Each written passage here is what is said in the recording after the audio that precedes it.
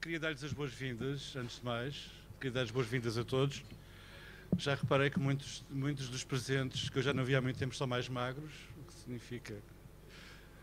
que significa que não fiquei tão contente como isso, mas e queria agradecer também e bastante à FNAC por nos ter acolhido para mais um lançamento da Quetzal, desta vez do Eduardo Pita,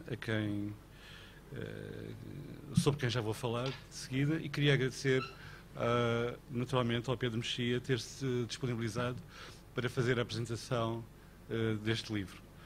O Eduardo é um amigo já de há muitos anos, trabalhámos juntos na revista Ler, ele continua a escrever na revista Ler, mas foi durante muitos anos o crítico de poesia da revista Ler, onde manteve uma coluna por vários anos. Penso que é das colunas com mais longevidade, das colunas de poesia, sobre poesia, com mais longevidade na imprensa portuguesa. É uma coluna que marcou definitivamente a crítica de poesia em Portugal. Muitos desses textos estão já publicados. E este livro alberga, obviamente, estudos provenientes com várias origens, sobre a poesia portuguesa. Obviamente que nós na Quetzal gostamos muito de publicar este livro, que quisemos muito publicar este livro, eu especialmente porque, como o Eduardo dedica sempre elogios tão grandes à sua editora de sempre, a Maria do Rosário, que hoje ainda não chegou, eu esperava que também me elogiasse a mim, ou qualquer coisa parecida. Não, mas é uma grande alegria publicar um livro do Eduardo, publicar este livro do Eduardo Pita. Fizemos-lo o melhor que pudemos, eu acho que resultou um livro muito bonito. Espero que também gostem, espero que o livro tenha um destino feliz, e parabéns também ao Eduardo.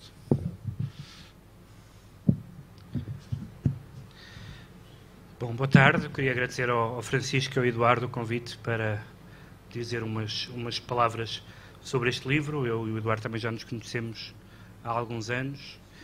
Se conseguirem imaginar, era numa altura em que não havia blogs ainda, portanto, não sei se conseguem imaginar esse universo. Telemóveis já havia. Na vossa altura mesmo? Não, mas quando nós conhecemos. E eu vou então ler um pequeno texto sobre este livro, que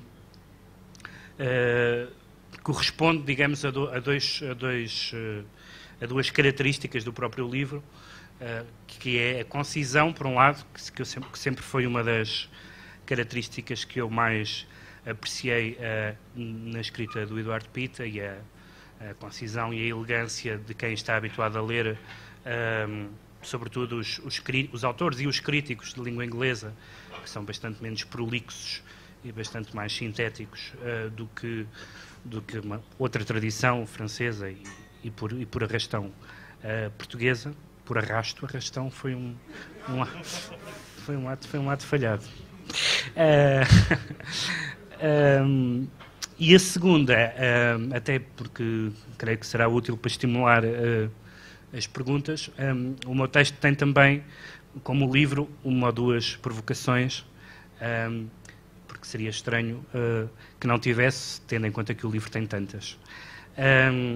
Vou então ler o texto.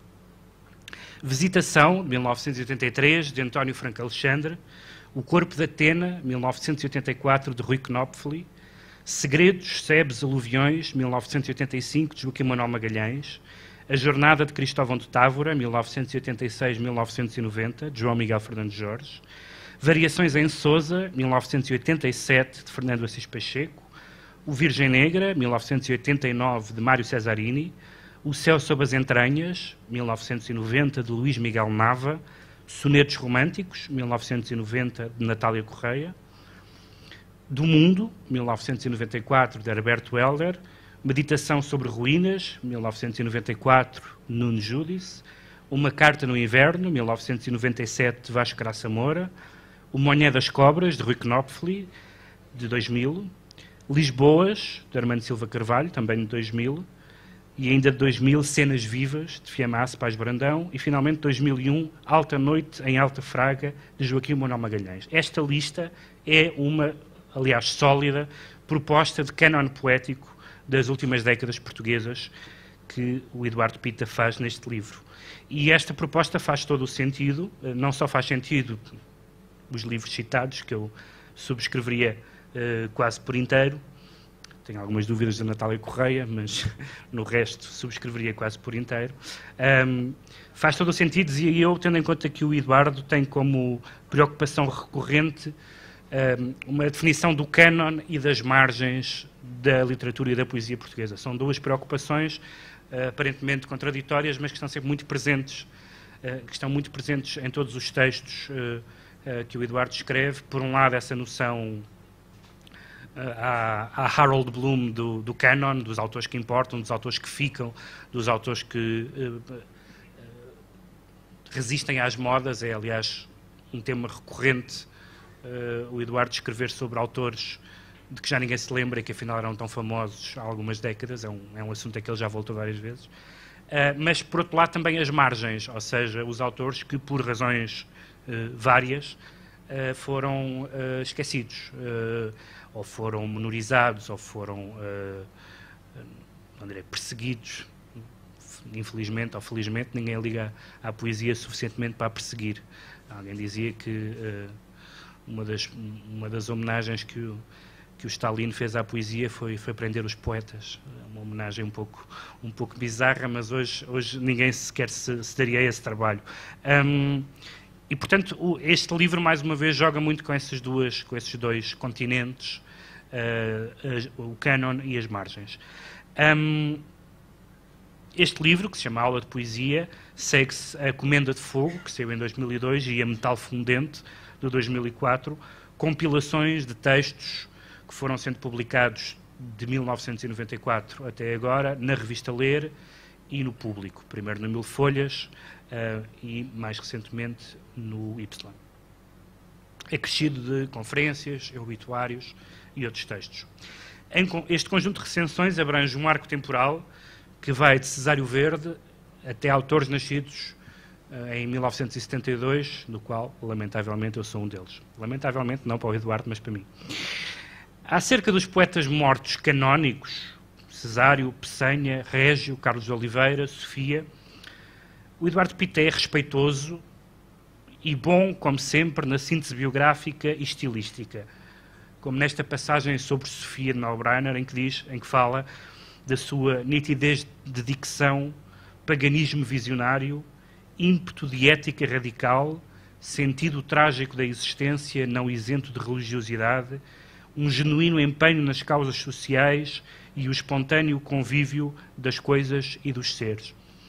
Passagens como esta lembram-me muito aquelas pequenas e fantásticas introduções que o Jorge de Sena fazia no volume que ele editou das Líricas Portuguesas, numa das mais importantes antologias de poesia portuguesa, em que ele definia em muito poucas linhas um autor de uma forma insuperável. E eu sempre tive muito essa admiração mais uma vez, pela concisão, mas não é só a concisão, porque é uma concisão que pressupõe conhecimento, porque só se pode dizer alguma coisa de relevante em 5 linhas quando se sabe o suficiente para decantar essa informação em 5 linhas. E isso é uma coisa que aparece muitas vezes. Eu citei este sobre Sofia, também posso citar uma passagem sobre Herbert Welder, uma espécie de enumeração caótica do percurso de Herbert Welder. Trânsitos da Holanda à Angola, destinos fatais, repatriamento, meteorologia insular, gosto especialmente desta, negaças à universidade, emissora nacional, publicidade, bibliotecas itinerantes da Gulbenkian, mais viagens, café-gelo, operário freelance, Caixa Geral de Depósitos, experimentalismos vários, direção editorial. Este poema, que lembram aqueles inventários surrealistas, é especialmente curioso porque não é apenas um levantamento daqueles factos biográficos mais ou menos conhecidos. Enfim, e do Herbert Welder não há assim muitos factos biográficos conhecidos, mas são tudo aspectos que se manifestam de alguma forma na obra dele, e só por isso é que também tem interesse, diria que não tanto na poesia, mas, por exemplo, nos Passos em Volta, isso é muito nítido algumas destas peregrinações e algumas destas experiências do Herbert Weller. E, portanto, mesmo aqui em que parece que há algumas referências biografistas, elas têm um sentido e estão cá por uma razão. Mas há exceções a este tom geralmente respeitoso do cânon. Jorge de Sena, por exemplo, é justamente verberado pelas suas intragáveis dedicácias, que é um volume de poemas, um volume póstumo, em que o Sena basicamente ajustou contas, geralmente com grande injustiça, em relação a grandes figuras, grandes e outras não tão grandes, mas enfim, figuras da cultura portuguesa. E, curiosamente, este talvez seja um dos textos mais divertidos, Eugénio de Andrade leva uma espécie de reprimenda pela ambiguidade e ilisão biográficas dos seus poemas, que, segundo Peter, revelam, e acho que não estou a exagerar no termo, uma certa falta de coragem, ou de frontalidade, pelo menos. E depois há a ideia veemente, e quanto a mim mais polémica, de que Mário Cesarini não tem o destaque que merece no cânon, precisamente por causa da sua homossexualidade assumida, e cito a frase que o Eduardo utiliza, e que remete evidentemente para o Eugénio: sem o alibi da cal e o gorjeio da passarada. Este pequeno ferrete é uma constante neste livro e faz parte de um certo gozo de ler o Eduardo, que as pessoas que já o conhecem da crítica e do blog e de outros sítios onde ele escreve conhecem, e faz com que os textos não sejam de todo áridos, coisa que não é muito comum em textos sobre poesia. Esta tese, como eu dizia, é um pouco discutível. Creio que podemos hoje dizer que Cesarini faz de facto parte do cânon, está em todas as antologias minimamente canónicas, e também me parece que fica um pouco por provar, isso é uma conversa que podemos ter, que fica um pouco por provar a tese de que a homossexualidade prejudica a recepção crítica de um poeta. Digamos que não é, até pelo facto de não ser um caso tão incomum quanto isso, não me parece que esta tese esteja suficientemente provada, mas é uma tese, e é uma tese veementemente arguída, e é uma das teses interessantes do livro. Também empenhada e especialmente interessante é a defesa de alguns autores mais marginais, no sentido muito amplo do termo, não apenas naquele sentido mais comum e mais desinteressante dos autores underground e malditos, mas autores que sejam injustamente esquecidos, menosprezados. E o elenco vai de poetas ditos menores, que é uma categoria sempre problemática, a alguns poetas que também se marcaram a poesia portuguesa com um certo lado de dissidência, e de dissidência sexual também muito. E estão aqui poetas tão diferentes e que aliás mereceram e têm merecido atenções tão diferentes, como Judito Teixeira, Hélder Moura Pereira, o Hélder Moura Pereira da segunda fase, digamos assim, o José Emílio Nelson, a Helga Moreira, que está aqui, e, claro, António Boto, cuja obra completa o Eduardo Pita tem vindo a editar. Começou na Quase, esperemos que retome noutra editora. Regressando a um famoso texto de Álvaro de Campos, o conhecido e muito divertido texto que se chama Aviso por causa da moral, o Eduardo Pita escreve que a moral de agora ainda é substancialmente a mesma de há 8 décadas, quando houve um pequeno motim organizado por estudantes de extrema-direita contra uma série de livros que tinham sido publicados, nomeadamente do António Boto, do Raul Leal, e o Pessoa, Álvaro de Campos, escreveu este manifesto, e que o Eduardo aqui nos diz neste texto que o manifesto não está assim tão desatualizado quanto isso, e que esta ideia do aviso por causa da moral se calhar ainda é válido 8 décadas depois. O texto do Álvaro de Campos é de 23. Provavelmente a moral ainda precisa hoje de ser avisada e, claro, agitada, sobretudo no que diz respeito aos autores homossexuais. A militância é conhecida e o diagnóstico fica ao cuidado de cada um. O Eduardo Pita lembra também com especial cuidado alguns autores exilados, voluntário ou involuntariamente, esquecidos porque desaparecidos, coisa que acontece demasiadas vezes na literatura portuguesa, como é o caso de Alberto Lacerda, que morreu recentemente, e, sobretudo, Rui Knopfli, dos poetas que o Eduardo tem ajudado a resgatar do esquecimento, ou do relativo esquecimento. O Rui Knopfli é o meu favorito, e acho que é muito desanimador que o Rui Knopfli não tenha o lugar no cânon que merece. Dizia eu, sobretudo, relembrar o Rui Knopfli, um poeta realista, culto, irónico, empático, tristemente irónico, empático, que o crítico, o Eduardo, tem tentado resgatar desse escandaloso esquecimento. O mesmo se diga da agilidade sintática e pícara do Fernando Assis Pacheco, também um poeta que não é óbvio ainda por muita gente. Nesse caso, não porque tenha estado fora, esteve sempre bem por cá, mas porque nunca foi um poeta que se pusesse em bicos dos pés. Mais outra característica que não ajuda muito à afirmação de um poeta da cena portuguesa. A aula de poesia trata igualmente de várias antologias, e esta questão das antologias é muito importante porque na poesia, mais do que em qualquer outra área, é nas antologias que se faz o cânon. Claro que também é na universidade, mas é sobretudo nas antologias, até por uma razão. A poesia vive muito da cooptação pelos outros poetas. Provavelmente os poetas que mais resistência têm ao tempo não são os mais admirados pelo público no seu tempo, nem são aqueles sobre os quais escreveram mais teses, nem são os poetas mais traduzidos, nem são os candidatos ao Nobel. Basta lembrar que Eugênio de Castro foi um poeta falado para o Nobel e hoje, se forem lá abaixo, não encontram nenhum livro do Eugênio de Castro. Portanto, sic transit, gloria mundi.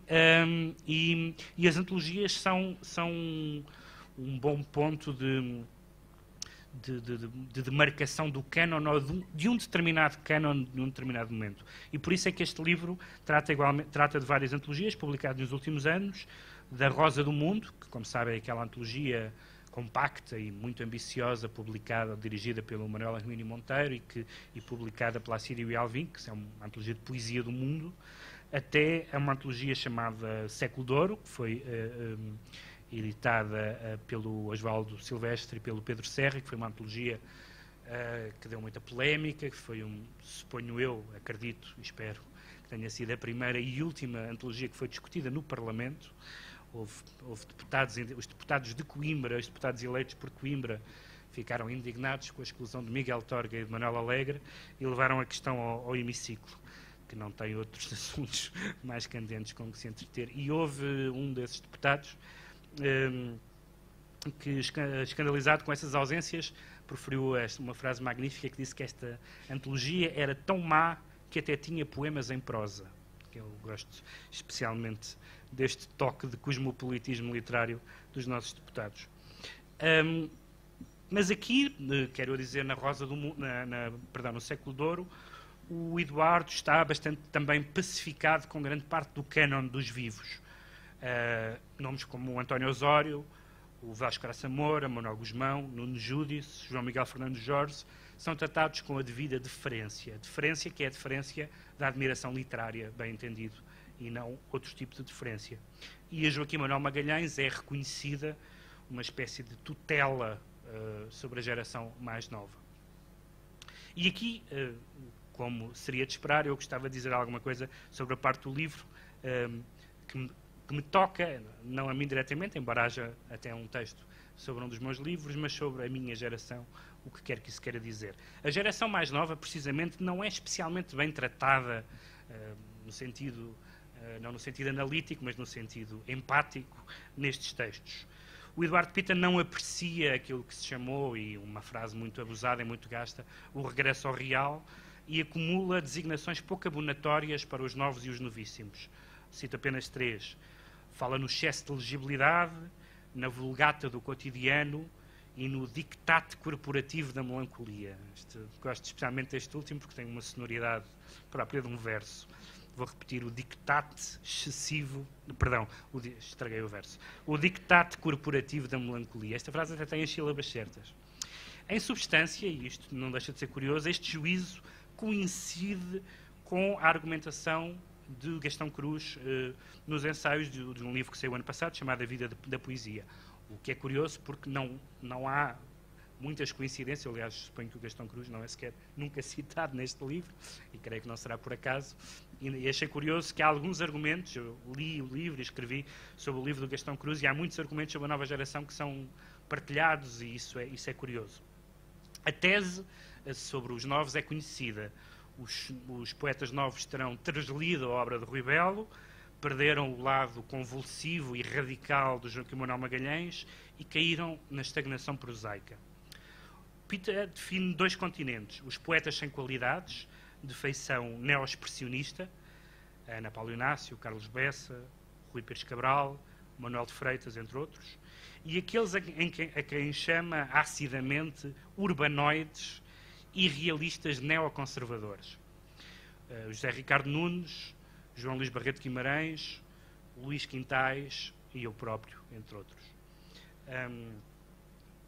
Parece-me ofensivo para o José Ricardo Nunes, para o João Luís Barreto Guimarães e para o Luís Quintais, mas eu aceito. Eu aceito mais bom grado esta palavra.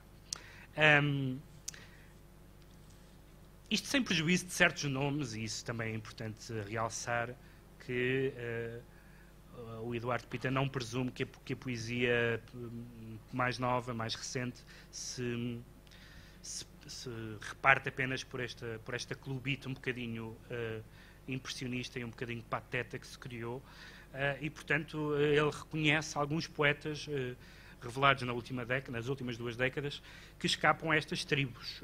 Poetas do sagrado, como o José Tolentino Mendonça, poetas viscerais, como o Walter Ugumem, iconoclastas, como a Adília Lopes, ou até uma corrente que o Eduardo chama neodadá, como o Tiago Gomes. A sentença é inapelável, escreve o Eduardo. O establishment prefere o curto relato do dia. Os poetas laureados renderam-se definitivamente ao prosaísmo, isento de acrimónia e sobressalto, fazendo regredir a poesia a um presencismo envergonhado. É muito curioso porque, talvez desde o famoso ensaio do Eduardo Lourenço sobre a presença, nunca se usa presencismo, falando de literatura, como elogio. É uma palavra que ganhou, mais uma vez, também um ferrete, e alguém ser chamado de presencista, por mais que a presença tenha um lugar imprescindível na nossa poesia, não deixa de ser curioso como fenómeno, como presencista se tornou uma palavra agressiva no contexto de julgar um poeta ou uma corrente poética. Curiosamente, e para usar a palavra que o Eduardo utiliza, a acrimonia fica-se com alguma perplexidade. Eu fiquei com esta conjugação de opiniões do Gastão Cruz e do Eduardo Pita sobre a nova geração, e até em que medida é que há uma coincidência geracional nisso. Era um tema que eu gostava de explicar e que certamente terei hipótese de discutir com o Eduardo.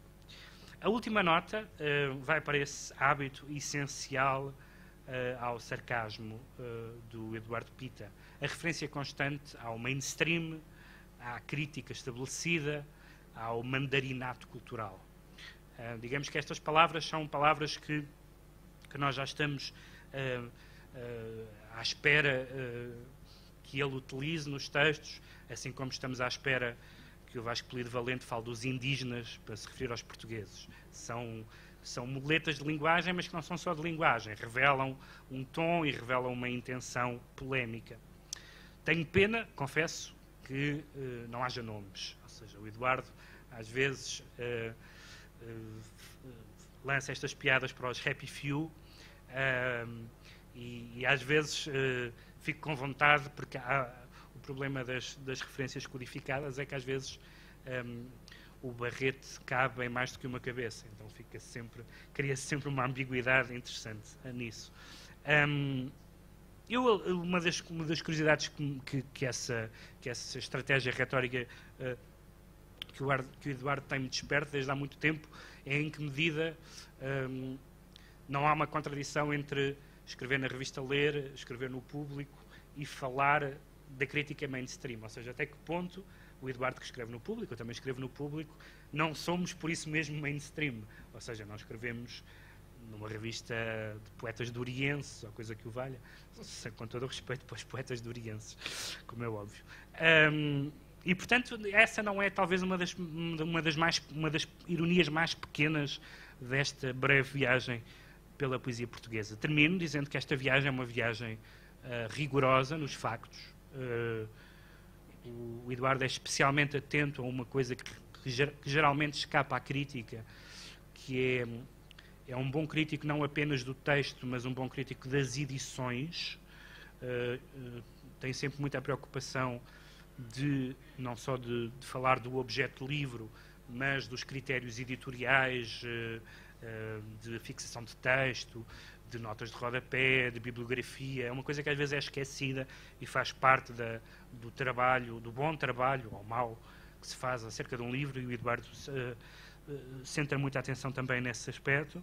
Portanto, rigorosa nos factos, exigente nos critérios editoriais, atenta no close reading, ou seja, na leitura aproximada e dos poemas, concisa no estilo e cortante nos apartes, como já vimos.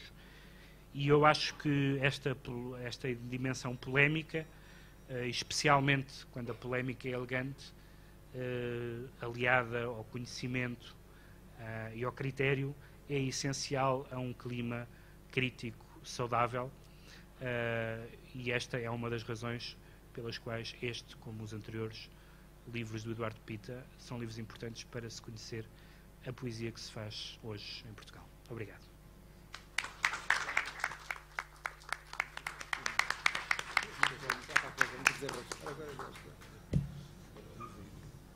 Isto está ligado, é? Bem, acho que chegou a minha vez, não é? Eu tenho que agradecer ao Francisco, que foi o meu editor, e ao Pedro, que acaba de fazer uma excelente leitura do livro. Foi justo em todas as apreciações, mesmo nos remocos subentendidos.